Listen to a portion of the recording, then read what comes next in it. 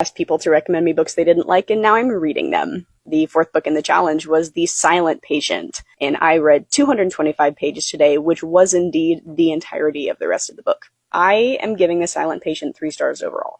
Very middle of the road for me. Let's start with the things that I can definitively say that I liked, because that list is fairly short.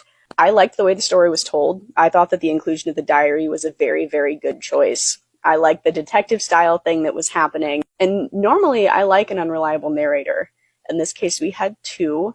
One that was likable or tolerable, which was Alicia, and one that was not, which was Theo. I am conflicted about pretty much everything else. I had some qualms with the writing style and the depth of the people in the story, but that feels pretty insignificant comparatively. There were a lot of you in the comments that were saying, yeah, the psychiatry in this book is really not it. There's a lot of questionable shit.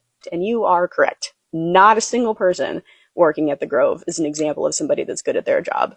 And that is frustrating to read. The things that they say and do would not fly. All of that is true.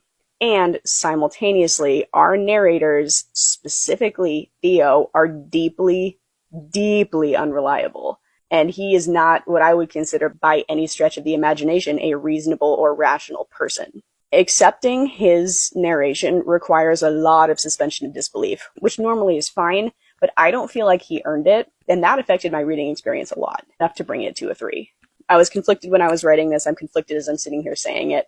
I don't know. I'm going to have to keep thinking about this one. I may come back and reevaluate the rating, but what I can definitively say is that I will not be buying a trophy of the book. I will not be rereading it, and I do think it deserved its spots on the wheel.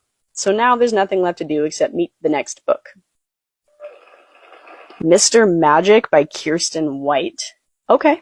That book was on the wheel once. Did we seriously just get 2 fucking thrillers back to back? I mean, alright. If you have read this book, you're gonna have to give me some context. I have literally no idea what I'm about to get myself into.